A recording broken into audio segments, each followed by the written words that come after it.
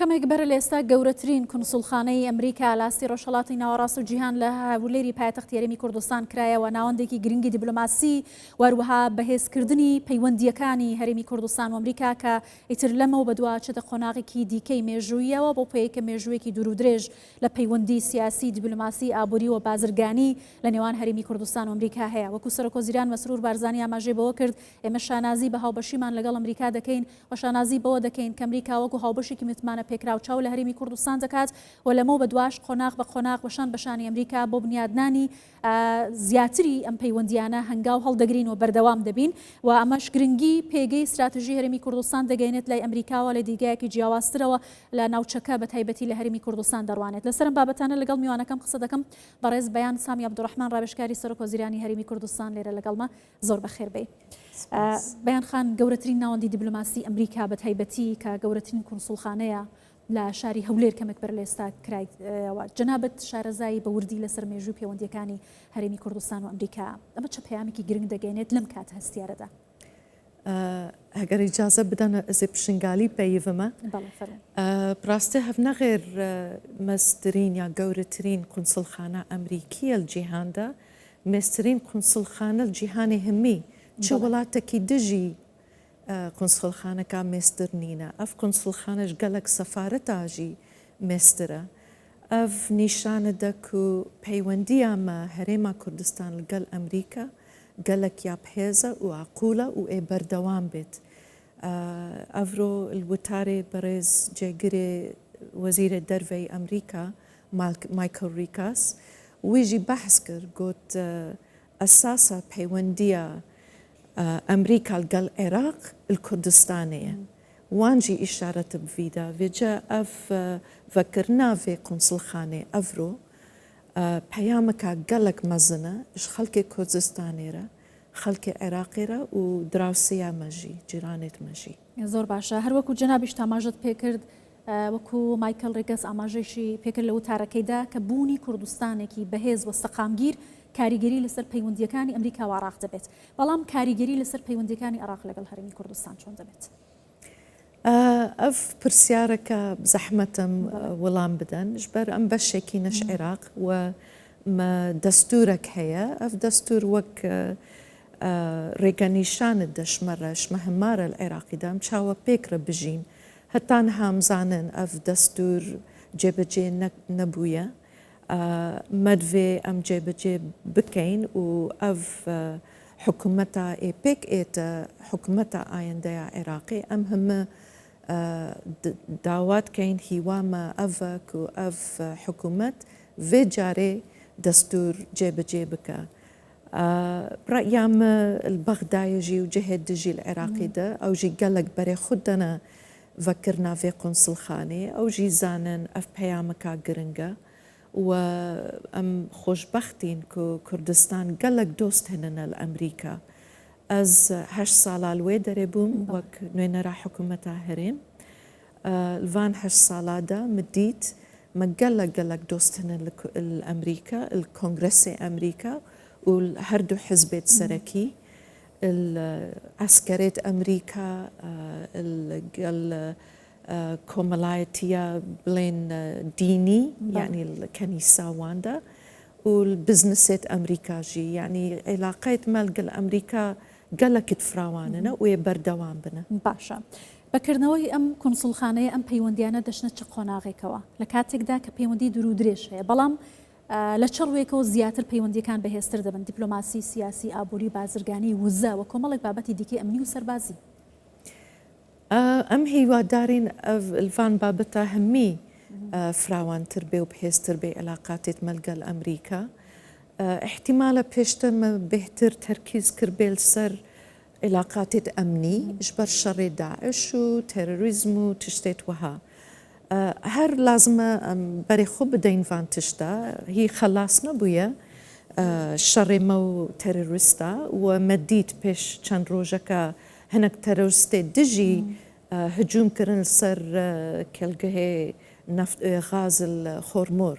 یعنی هی ئەف قۆنا خەلاس نەبوویە ji ber vêkê lazim em her berdewam bîn li ser علاقاتێت ئەمنی لەگەڵ ئەمریکا وڵاتێ دژی بس ما وان ما جيد في وان جيد في علاقات ما فراوان تربن بون من الباب بواري وبرهنان وبزنس وبواري كولتوريجي ما دفي علاقات خلقي ما خلقي كردستان القل خلقي أمريكا بحيث تربي بونمونا مدفي خلقي أمريكا بهترتي بجهي كردستان جهة بيكا وجيان هي آزادي آيني الفيدري تشتكي قلق طبيعية أفتشتي الباوان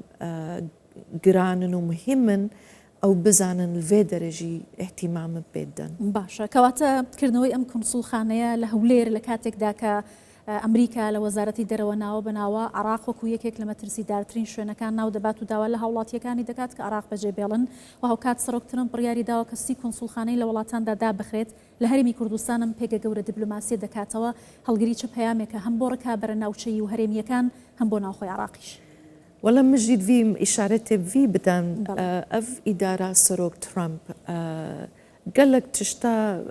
لغوت كان بونمونا USAID كوزارة حوكاري مرويبو وزارتك قال لك مزن يعني أول واشنطن بوي تصور نذكر روجك أم ببينن كو أف وزارة نمينة بيك لحظة سروق ترامب قرار دا أف وزارة نمينة يعني سروق ترامب تشتت مزنت كقرار مزنت ده جبر فيكي لازم مقدرة في قنصلخانة بزانين سروق ترامب قرار داية اف قنصلخانة بردوام بي وفكري و ايك هنارتا فيدري رزدار مايكل ريغاس راستا او جيغري وزير الدرفية بس بيشترجي الإدارة ترامبا كم الوي إدارة جي شغلية وباقلي من نزيكي سروق ترامبا إيكي وها هنارتا بو في مراسمي برأيام أف وك إنجليزي بيجن it's a new chapter يعني لا بركة تازية العلاقات مي كردستان لقل أمريكا زۆر باشە ئێستا پەیوەندیە دیبلۆماسیەکانی هەرێمی کوردستان بەگشتی لە چ ئاستێکدایە پێگەی هەرێمی کوردستان و شەرعیەتی نێودەوڵەتی هەرێمی کوردستان لە ئاستی کۆمەڵگەی نێودەوڵەتیدا چۆنە بە تایبەتی لەگەڵ ئەمریکا کە جەنابەت لە نزیکەوە شارەزایی و ئاگاداریان پەیوەندیانی ئەمکانین بێژن كو پەیوەندیەت کوردستان الدبلوماسي بهێزنە ئەم هەرێمێکین وڵاتێکی سەربەخۆین بس قالك ولا تعامل القل متكن والقل سركرديت كردستان كان تقريبا وك ولاتك السربخو تقريبا ازنابيج وك سربخو بس بونو منا شاغي سركرديت ما سفرت كان بيشوازيا قرمو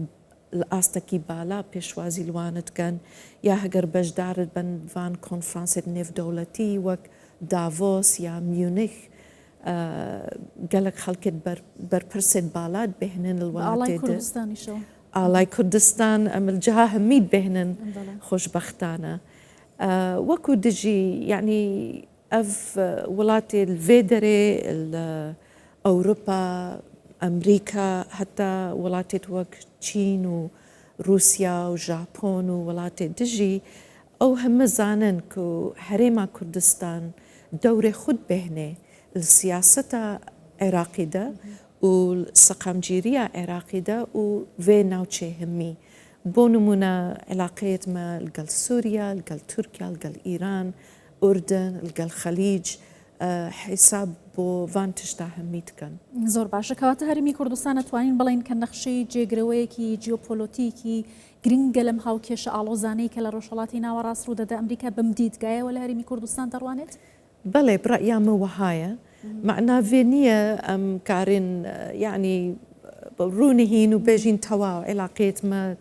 بحيزنا وخلص لازم بردوام من السر بشغلين بردوام بيونديت ما فراوان تربكين بواري بزنس بي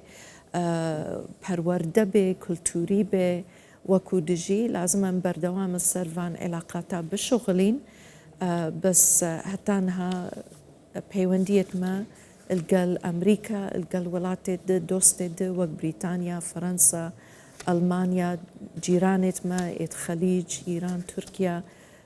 باشنا وإن شاء الله باش ترشيد بن زۆر باش ئەگەر باسی بوونی ئەمریکا بکەین لە عراق بە چه شێوازێکەمە دەبینن لە کاتێکدا کە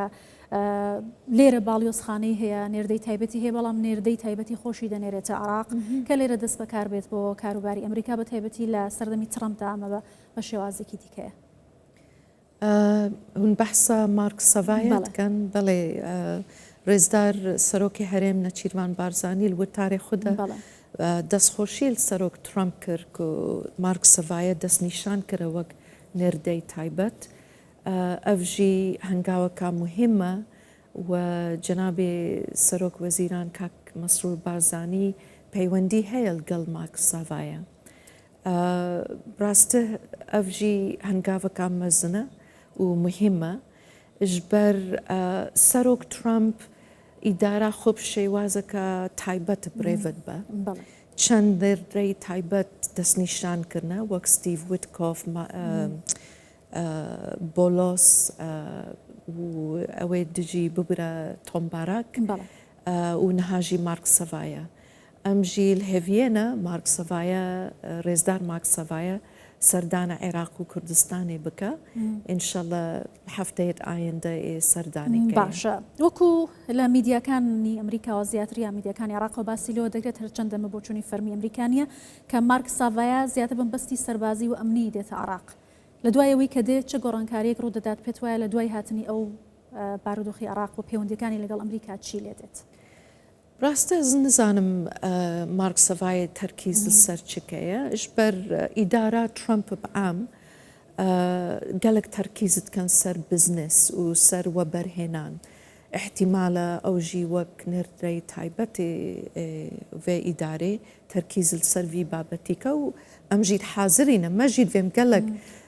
بزنسێ بهتر جی بکەین لەگەڵ ئەمریکا و ئیستیسماری بهتر بکەین ئەو لێدرێ و ئەمژی لێدرێ شەریکاتێت مەزنێت کوردیژی هەنەکارن ئیستیسمار بکەن لە ئەمریکا و مەدوێ ئەمریکاژی